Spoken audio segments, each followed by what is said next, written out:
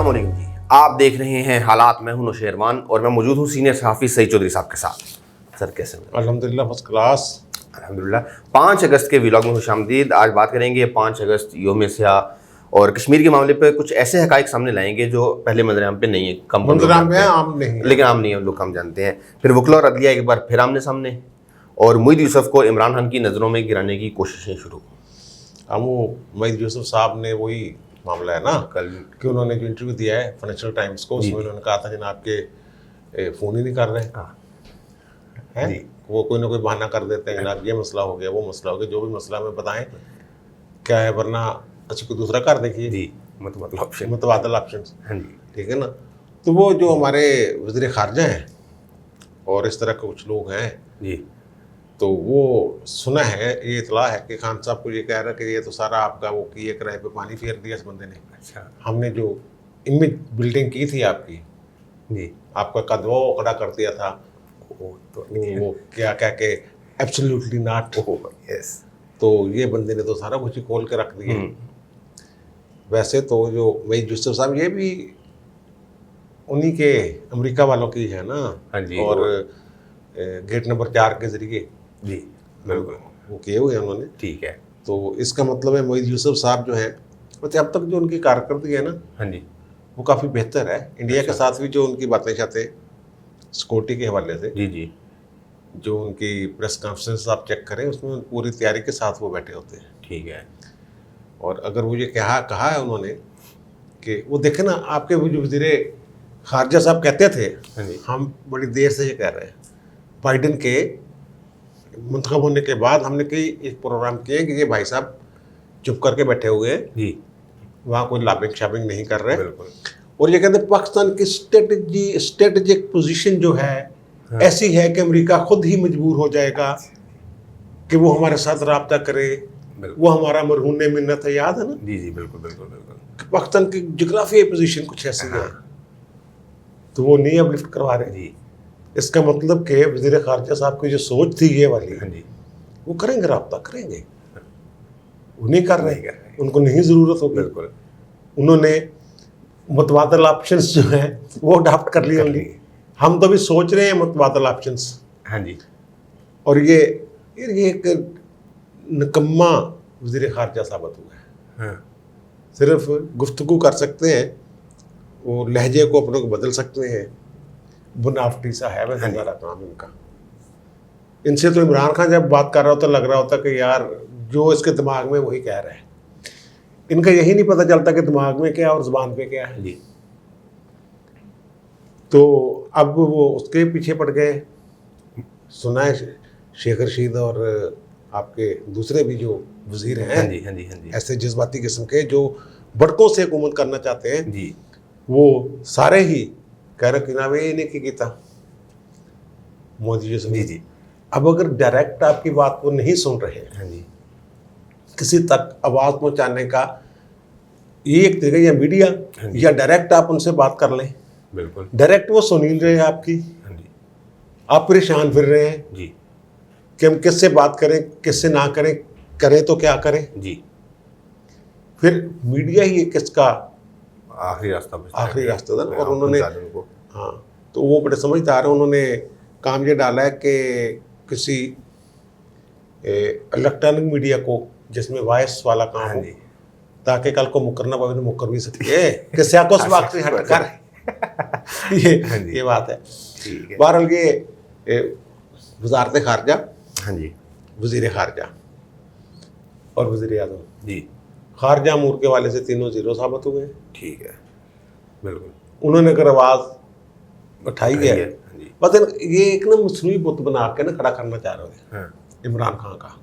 ठीक है है, ये जुल्फ़िकार भुट्टो है, अमेरिका के आगे खड़ा हो खड़ा हो गया गया, है। ठीक है, वो एलिफेंट कह रहा है, वाइट एलिफेंट कह रहे हैं, मैं तुम्हें स्मैश कर दूंगा, मगर जैसे भुट्टो साहब कहते जी थे, जी जी, ठीक, हेनरी किसिंजर को ये वो, लेकिन वो इनके बस का रोग नहीं है ये।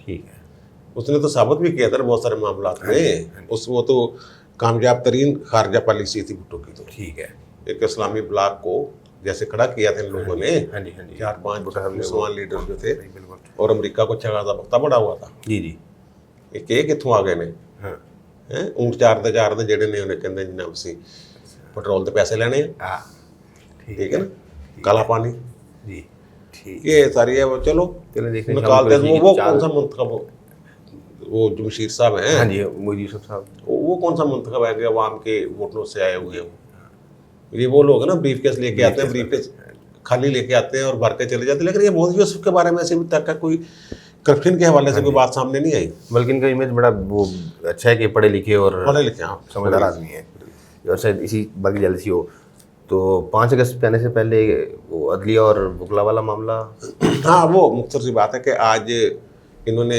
मोहम्मद अली मदर साहब को लेके गए थे ना 5वें नंबर से सुप्रीम कोर्ट जी जी जी वो जो जुडिशल कमीशन था उसने मंजूरी दे दी अब पार्लियामेंट कमेटी में जाना है जी मंजूरी देनी है पार्लियामेंट कमेटी ने 15 दिन के अंदर अंदर देनी है 28 जुलाई को हुआ था जी तो 15 दिन के अंदर अंदर उसने ठीक है ये मंजूरी देनी है ये मुस्तरद करना जो भी करना है हाँ जी तो उस पर एहतजाज वकला का जारी है ठीक है तो आज पाकिस्तान बार कौंसिल का इजलास था ठीक जिसमें कई बार कौंसिलें वैसे नहीं आई लेकिन उन्होंने क्योंकि वो अपेक्स बॉडी है सबसे बड़ा उनकी हाँ जी तो उन्होंने ये कहा है कि जनाब जो जूनियर्स को ऊपर ले जाने वाले जुडिशल कमीशन के अरकान थे ना हाँ जी उनको हम वो जो अलविदाई शाहिया होता है वो दे देंगे जैसे मशीर आलम साहब 17 अगस्त को शायद रिटायर हो रहे हैं ठीक है वो उनको वो अलविदाई फेयरवेल नहीं मिलेगा हाँ फेयरवेल जो होते थे ना जी जी कि एजाज में शाहिया वो नहीं होगा अगर पाकिस्तान बार कौंसिल नहीं देगा फिर सुप्रीम कोर्ट बार एक देती वो भी नहीं देगी ठीक है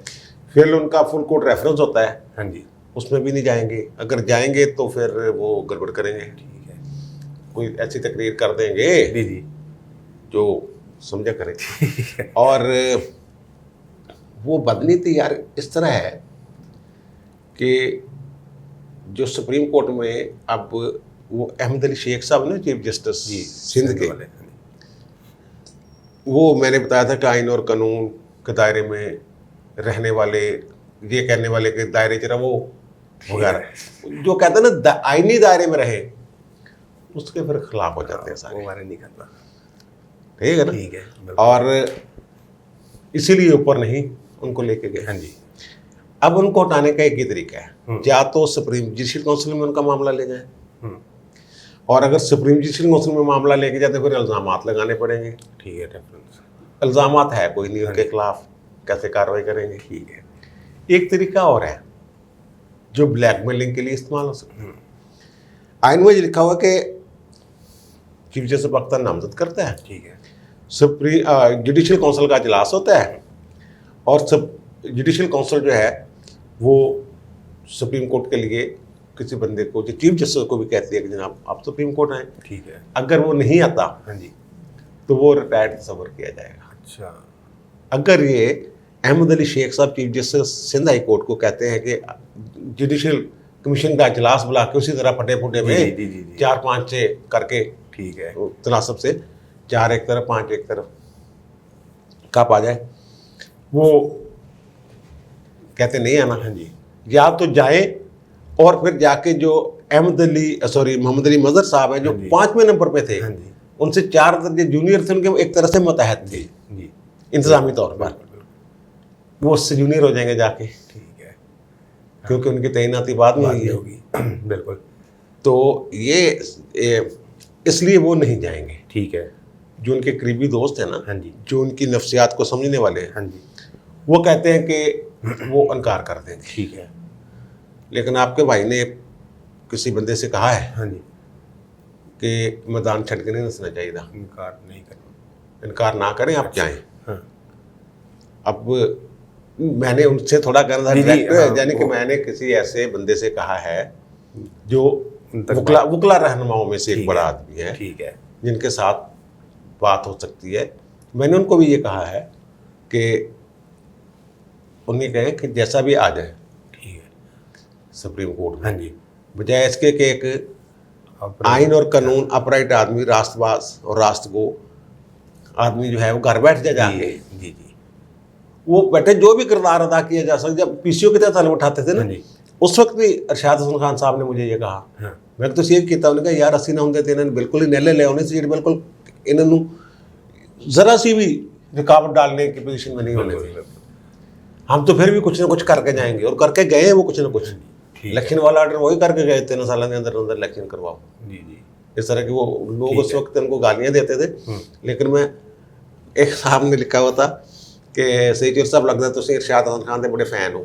मैं फैन नहीं हूँ, मैं हकीकत बयान कर रहा हूँ, मैं उनके खिलाफ हूँ। ठीक है। जब यहाँ उसकी गोल्डन जुबली थी सुप्रीम कोर्ट की, हाँ जी, तो साबिक चीफ जस्टिस साहबान को बुलाया गया था, तो जो भी चीफ जस्टिस आता था तो तालियां छलियां बजती थी, पीसी में था फंक्शन। जी जी।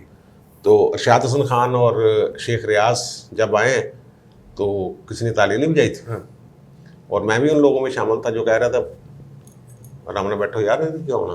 अच्छा, ये बात नहीं, मोहब्बत मेरी उनके साथ कोई नहीं है, लेकिन जिसने अच्छा काम जो अच्छा काम किया वो उसकी मैं बात कर रहा हूँ। ये बदनीति मेरा तो ख्याल है इस आर्टिकल में भी तरमीम होनी चाहिए। अगर नहीं आना चाहता, इसकी मिसालें हैं, अमीर मुल्क मोइंगल साहब हैं जी, वो बलूचिस्तान के चीफ जस्टिस, उनको लाना चाह रहे थे, उनके मैं नहीं आना, और फिर वो घर जाना पड़ गया था उनको। ठीक है। आइन में लिखा है ना। और ये कैसे पता चलेगा कि ये नेक नीयती से बुला रहे हैं या बदनीयती से? बिल्कुल बदनीयती से बुला रहे हैं, क्योंकि वो चाहते हैं कि सिंध का चीफ जस्टिस बदल जाए। हाँ जी, ये इशू है सारा। ठीक है। और इसमें भी आपके दोस्त फिरोग नसीम साहब वो करता रहे चले बारह। ठीक है, तो सर वो 5 अगस्त योम हाँ 5 अगस्त यार आज योम स्याह के तौर पे मनाया हमने। हाँ जी। तो वो कोई बड़े मुजाहरे तो नहीं हुए जिस तरह था, और ना ही इन्होंने उस तरह काल दी। हाँ जी। कोई हड़ताल शिड़ताल करवा देते, कुछ और करवा देते, लेकिन बहरहाल सरकारी तौर पे तकरीबात हुई हैं। पीपल्स पार्टी नून लीग ने भी मजम्मत की है, हाँ जी। और वज़ीर आला सिंध ने भी अच्छा एक तकरीब की है। ठीक है। और ये ना थोड़ी सी इसका बैकग्राउंड जो है ना, ये सबको पता है कि जनाब अल-हक कर लिया था कश्मीरी राजा ने हरि सिंह ने, सारी दुनिया को पता है। और फिर जनाब अलग स्टेटस मिल गया था, और फिर जनाब जनरल ग्रेसी से कहा कायदे आज़म ने हाँ जी कि फौजा बांट दो, हाँ जी वो ने कहा मैं नहीं बांटता। हाँ जी। इस तरह की बातें, बिल्कुल इस तरह की बातें हैं। इस तरह इसका ना थोड़ा सा जो हकायक है, ये मुताला पाकिस्तान और मुताला हिंदुस्तान के अलावा भी तारीख है। जी बिल्कुल। ठीक है ना। वो मैं थोड़ा सा आपको अगर एक मौके पे लियाकत अली खान ने फौज कशी के लिए कि फौज कशी कर दी जाए इंडिया पे, हाँ जी। जूनागढ़ हैदराबाद के हवाले से, और कश्मीर के बाकायदा एक इजलास भी किया। वो अनयूजुअल अंडरटेकिंग्स में सर जेम्स विलियन जो थे उस मीटिंग में मौजूद थे। उन्होंने उसका James Wilson, sir James Wilson बाद में लेफ्टिनेंट जनरल हो गए थे, वो उस कमेटी में शामिल थे। वो भी बता देते असल में हुआ ये था कि जो राजा था ना हरि सिंह महाराजा कश्मीर, वो 500 रियासतें थी जब अंग्रेज़ों ने आज़ादी दी है। उसमें कोई 7-8 पाकिस्तान में थी, बाकी इंडिया में थी। ठीक है। और उनका ये पाकिस्तान ना चले जाओ उधर चले जाओ जी, ये 2 ऑप्शंस, और या आज़ाद रहना एक ऑप्शन कुछ रियासतों को ये भी दी गई थी। ठीक है। तो अब जो राजा साहब थे वो डामाडोल, मुसलमानों का प्रेशर था क्योंकि आबादी मुसलमानों की थी कि पाकिस्तान के साथ जाना है। ठीक है। वो मजहबी तौर पे उनका दिल जो था वो इंडिया के साथ। हाँ। वो खैर इंडिया के साथ उन्होंने जाके एक अल्हाक कर लिया। ठीक है। उस अल्हाक में उन्होंने वो आगे जाके फिर बात लंबी हो जाएगी जी। अगले में इसको नहीं अगले ही यानी कि वो जो 2-4 लाइनों में वो ठीक है बात आएगी। बिल्कुल। तो वो उस अल्हाक के नतीजे में फौजें चले गई वहाँ। हाँ जी। पाकिस्तान से कबायली चले गए, और ठीक फिर है। अंदर खाते जो एक जनरल तारक, जो नाम जनरल तारक एक उनका कोड नाम था। ठीक है। वो बिल्कुल बिल्कुल। फिर वो कश्मीर वाला, फिर हदबंदी। जब वो लाइन ऑफ सीज फायर जी तय हो गई, उसके बाद चुप करके बैठ उठ गए लोग। और लेकिन जो कश्मीरी थे, शेख अब्दुल्ला जैसे लोग, वो कहते थे वो जो अल्हाक का महत्व है उसके ऐन मुताबिक अमल दरामद किया जाए। ठीक है। फिर 1954 में नेहरू शेख अब्दुल्ला माहदा हुआ था, उसके तहत 370A और 35A के तहत 370 के तहत एक सदारती प्रोक्लेमेशन या सदारती फरमान जारी हुआ था 35A वाला। ठीक है। वो ये था कि जो महाराजा हरि सिंह थे, उन्होंने कश्मीर के हवाले से एक 1927 और 1932 में 2 अहकामात जारी किए थे, नोटिफिकेशन। ठीक है। उनमें जो उन्होंने कहा था कि जनाब कश्मीरी बाशिंदा कौन है, इसकी तशरीह शहरी कह लें आप, शहरी कह लें, वो बाशिंदा कहते हैं, वो जो वहाँ पैदा हुआ है कश्मीर में, जो पैदा हुआ है वो वहाँ का बाशिंदा, वही जायदाद खरीद सकता है, वही जायदाद बेच सकता है किसी कश्मीरी को ही। ठीक है। और साथ ही वो नौकरियों का जो कश्मीर में है, सरकारी नौकरियाँ होंगी, उनका मुस्तहिक भी सिर्फ वही होगा। हाँ, जो बाहर से आएंगे यानी इंडियंस या पाकिस्तानी वहाँ जायदाद ना खरीद सकते हैं जी, ना नौकरियाँ ले सकते सरकारी हैं। नौकरी भी नहीं। लेकिन जो कश्मीरी होंगे उनको इंडिया में शहरी हकूक होंगे, जैसे पाकिस्तान वालों ने दिए हुए हैं, बिल्कुल है, आज़ाद कश्मीर वालों हाँ को। जी। हमें वहाँ वो हकूक नहीं है, उनको वही माता वहाँ था। ठीक है। और फिर साथ ही उन्होंने ये कहा था कि 3 शोबे जो हैं, दिफा, उमूर खारजा और मुवासलात, इनके अलावा वो आइन साजी, कानून साजी सब में ये अल्लाह का मादा था। ठीक है। लेकिन उसमें अमल नहीं हो रहा था। फिर अब्दुल्ला शेख के साथ जब उनके मामला तय पाए, मादा हुआ, फिर उन्होंने ये चीज़ें दी। और वहाँ जो कानून साज असम्बली थी, जैसे हमारी कश्मीर की लेजिस्लेटिव असम्बली है ना, तो वहाँ भी वही थी, लेकिन उन्होंने उसको कॉन्स्टिट्यूशनल असम्बली डिक्लेयर कर दिया। ठीक है। वो अपना आइन बनाए। ठीक है। उनका अपना आइन बना, अपना झंडा है उनका, हत्ता कि वो अपनी करेंसी भी जारी कर सकते हैं। अच्छा। सिर्फ 3 थे, लेकिन फिर इन्होंने ये 2000 में, ये जब 2019 में उन्होंने वो जो 370 आर्टिकल के तहत वो प्रोक्लेमेशन था प्रेसिडेंट का, 35A वाला, वो ख़त्म कर दिए। बिल्कुल। और उनके उसी तरह ना उनकी अब आइन साज असम्बली है, ना उनका आइन रह गया है, ना उनका अपना झंडा रह गया है।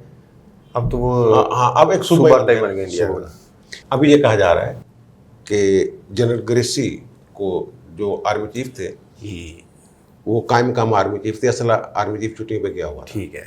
वो बाद में भी ऐसे काम करते हैं कि कायदे-ए-आज़म मोहम्मद अली जिन्ना ने कहा कि जनाब आप रेगुलर आर्मी दाखिल करें अक्टूबर 1947 में। ठीक है। ये 26 अक्टूबर 1947 को कायदे-ए-आज़म ने खत लिखा था। ठीक है। 26 अक्टूबर 1947 को खत लिखा जनरल ग्रेसी को रेगुलर फौज भेजे। उस वक्त जो फौज थी वो 3 तरह की थी। एक पाकिस्तान की आर्मी, एक इंडियन आर्मी, और इसके ऊपर एक और आर्मी थी, वो ब्रिटिश आर्मी थी। ठीक है। जो सुप्रीम कमांडर था दोनों फौजों का, वो ब्रिटिश आर्मी वाला था। ठीक है। अब जनरल ग्रेसी ने फौरी तौर पे उनको खत लिखा, उनसे मिले, बल्कि खत नहीं लिखा, फौरी तौर पे उस खत को लेके पहुंचे। वो फील्ड मार्शल थे, क्लाइड एक्नलिक उनका नाम था, वो सुप्रीम कमांडर थे दोनों फौजों के। ओके। उन्होंने कहा ये कायदे-ए-आज़म, तो वो फौरी तौर पे 26 अक्टूबर को खत लिखा है। 27 अक्टूबर को वो लाहौर पहुंच जाते हैं गवर्नर हाउस। अच्छा। और कायदे-ए-आज़म हजरत मोहम्मद अली जिन्ना से मुलाकात करते हैं। ठीक है। वो उन्हें तमाम पोजीशन बताते हैं कि ये पोजीशन है, इसके ये नुकसानात होंगे और ये आप ना करें। ठीक है। और कायदे-ए-आज़म मोहम्मद अली ना कायल होते हैं बाकायदा। अगर दलाइल सामने ना हो तो कायदे-ए-आज़म मोहम्मद अली जिन्ना को कायल नहीं किया जा सकता था। वो अगले ही दिन 27 अक्टूबर को अपना 26 अक्टूबर वाला हुक्मनामा वापस ले लेते हैं। फौज भेजने वाला हुक्म, फौज भेजने वाला। ठीक है। ब्रिटिश वालों ने ये कहा था, उसने उन्होंने कहा जनाब हमारी ये मजबूरी, आप फौज दाखिल करना चाहते हैं ना, फिर हमारे जो ब्रिटिश ऑफिसर्स आपकी फौज में हैं जी, मैं मजबूर हूँगा कि उन्हें कहूँ कि तुसी ना जाओ, ठीक है, तुसी जंग च हिस्सा नहीं लेना। जी। और ऐसे ही मैं वहाँ भी कह दूंगा। बिल्कुल। वो हमारे तो सारे जो अफसर थे, ऑफिसर थे, चीफ ऑफ आर्मी स्टाफ समेत, वो वहाँ थे, ब्रिटिश थे। जी जी। अच्छा, अगर बदनीति पे होता उसका फील्ड मार्शल क्लाइड एक्नलिक का जो मशवरा था, तो पता कि इंडिया में जो जॉइंट डिफेंस काउंसिल थी, उसमें पाकिस्तान को जो असला मिलना था उसकी सबसे ज़्यादा वकालत एक्नलिक ने की थी, फील्ड मार्शल ने। और वहाँ जो वहाँ के वज़ीर दाखिला और दीगर काबीना के अरकान थे, वो कहते पाकिस्तान का एजेंट है ये हिस्ट्री, ये लफ्ज़ कोई नहीं पढ़ाएगा जहाँ। कि अगल ने ये मशवरा दिया था और कायदे आज़म ने माना था और दूसरे दिन अपनों को वापस ले ली थी। लेकिन दूसरी तरफ जो ग्रेसी था, हाँ जी, वो आंखें बंद कर ली उसने। हाँ, बाकायदा पाकिस्तानी फौज जो है वो पाकिस्तानी जो पाकिस्तान से ताल्लुक़ रखने वाले मुसलमान जर्नैल जो थे और नीचे वाले, वो बाकायदा GHQ में बैठ के ऑपरेशन का, मिलिट्री ऑपरेशन का जो प्लान करते थे, और वो आंखें बंद करके बैठा हुआ था, वो रोकता नहीं था उनको। ये बात भी कोई नहीं बताएगा। बिल्कुल। अगर जनरल ग्रेसी खिलाफ होता, हाँ जी, उन्होंने कहा जनाब कान इधर फौजें ही बांट दी है ना, इन्हों के नाल चले जाओगे। हाँ जी, ठीक है। हाँ, और फिर आपको पता है कि जो आपके वज़ीर आज़म थे लियाकत अली खान, वो वज़ीर दिफा भी वही थे। हाँ, वो अनयूजुअल अंडरटेकिंग्स में वो लिखते हैं, सर जेम्स विल्सन उस वक्त वो मेजर थे, ठीक है। और वो ग्रेसी के प्राइवेट सेक्रेटरी और मिलिट्री सेक्रेटरी, ठीक है, 2 ओहदे थे। और इस हिसाब से वो जो कमेटी थी, दिफाई कमेटी पाकिस्तान की, हाँ जी, उस जिसके हेड खुद वज़ीर आज़म थे, वज़ारत दिफा उन्होंने अपने पास रखी थी। तो वो उसका एक वाक़या बयान करते हैं, वाक़या बिल्कुल ठीक है। अच्छा, एक से ज़्यादा जगह से वो उसको मिलता है, यानी वो वाक़या जो एक मैं बयान कर रहा हूँ, एक और बंदा भी कर रहा हो, तो इसका मतलब वो ठीक, बिल्कुल। वो कहते हैं कि वहाँ ना कमेटी में वो जूनागढ़, हैदराबाद और कश्मीर वाला इशू था कि हम ताकत के ज़रिए कैसे ले सकते हैं। हाँ जी, वो कहते हैं 5-6 उसके पॉइंट थे, और एक पेन से लिखा हुआ पॉइंट था कि क्या हम दिल्ली पर फ़ज़ाई हमला कर सकते हैं। बिल्कुल। वो कहते हैं ये सारी बातें शातें हो रही थी। उन्होंने कहा कि कैसे, वो बहरिया वालों ने कहा कि नहीं जनाब, नहीं हो सकता, कश्मीर तो हमारे और हैदराबाद तक, इस तरह कोई बात नहीं उसमें जो भी की थी। तो वो कहते हैं एयरफोर्स वाले जो साहब थे, उन्होंने कहा जी हमारे पास एक हथियार है, वो दिल्ली तक जा सकते हैं, वापस नहीं आ सकता। इस पोजीशन में कैसे जंग उस तरह की जा सकती थी, बाकायदा रेगुलर, जैसे 2 दुश्मन ममालिक के दरमियान होती है। तो फिर सर ज़फ़रुल्लाह खान उसमें भी शामिल थे, वज़ीर ख़ारजा थे। ठीक है। उन्होंने कहा जी कवाम मुत्तहिदा में बड़ा अच्छा केस लड़ रहा हूँ, हमारा केस बड़ा मजबूत है, आप अगर ये काम करेंगे जंग वाला, रेगुलर आर्मी वाला, तो आप तो मेरे पाँव के नीचे से कलीन खींच लेंगे। वो कह रहे थे जो फौजी है ना, उनसे ज़्यादा मुखालफत सियासतदानों ने की थी, उस यानी कि सियासतदान का मतलब वज़ीर ख़ारजा ने। जी। और उन्होंने केस भी ठीक लड़ा था। ठीक है। ये जो करारदाद वाला जो है, जो कोई आसान नहीं था काम। हाँ जी, कि इस्तिस्वाब राय, वो तो बाद में अमल नहीं हुआ, तो अलग बात है। उन्होंने कहा वो अगर आप लड़ाई शुरू कर देते फिर मैं वो प्लीड नहीं कर सकूंगा केस को उस तरह जैसे अब मैं कर रहा हूँ। ठीक है। तो फिर बात चलते चलते 2 लड़ाइयाँ हो गई, 65 में, 71 में, और 71 में हमने आधा हिस्सा गंवा दिया जी, कश्मीर का मामला वहीं रहा। कंट्रोल जो सीज़ फायर लाइन थी वो लाइन ऑफ कंट्रोल में बदल गई शिमला माहदा के नतीजे में। हाँ जी, और उसमें एक शिक ये भी आ गई कि अवामी तनाज़ात पाकिस्तान और इंडिया भारत मिलकर तय करेंगे। इंडिया कहता है कि अवामी तनाज़ा की कम रह गया, उन्होंने करारदाद की हैसियत रह गई वगैरह वगैरह। बिल्कुल। और अब उन्होंने ये कर दिया। अब नौबत यहाँ तक आ गई है। यार बात वही होती है, जो ये दोनों गए थे ना, वहाँ कुछ कराए हैं जी कश्मीर के। अब कभी जी एक टांग पे चिल्ला काट ले, वो ठंडे पानी में खड़ा होके 20 मिनट सांस बंद करना है, योम स्याह मनाना है। वो एक KPL वाला मामला ठीक है, कश्मीर उसको प्रीमियर लीग वाला, वो एक तरह से इन्होंने उसको खेल को, और दूसरी तरफ भी सियासतें करना शुरू कर दी हैं वो भी KPL हुए। कश्मीर जो प्रीमियर लीग है तो वो इंडिया ने कहा नहीं भाई, और ICC ने भी कुछ इसी बात की, और ब्रिटिश वालों ने क्या कैसे अपने खिलाड़ी नहीं भेजने, ये तो मुतनाज़ा गल है ना कश्मीर वाली। इस तरह के मामला चल रहे हैं। लेकिन ये कुछ मुताला पाकिस्तान जो है ना, उसको कुछ दुरुस्त करने की ज़रूरत है। सर ये दुरुस्त नहीं होना, नहीं हो जाएगा। आप जैसे लोग बैठ के दिखाते रहेंगे। वो जो नया निसाब आया वो देखा आपने? नहीं, वो तो लंबी बात हो जाएगी, पहले देर होगी, ठीक है ना। उनकी अनयूजुअल अंडरटेकिंग्स पढ़ लें आप, ठीक है। हाँ, वो लेफ्टिनेंट जनरल हो गए थे, और सर का किताब में लिखा था, सर जेम्स विल्सन उनकी किताब है, जिसके मैंने हवाले दिए हैं। जी बिल्कुल। और उसकी तईद जो है मुख्तलिफ वाक़यात से होती है। बिल्कुल होती है, ठीक है। मतलब जो KPL पे इंडिया को मिर्चें लगी ना, वो मामला बड़ा अच्छा है। वो बाद में देखेंगे, टाइम ठीक बहुत हो गया है, यार। चलिए जी, अब तक के लिए इतना ही। आपने सुन ली तमाम मामला पे। चौधरी साहब की राय, आपकी क्या राय है, कमेंट्स में जरूर बताइएगा। आपसे मुलाकात होती है अगली वीडियो में, तब तक के लिए अल्लाह हाफ़िज़।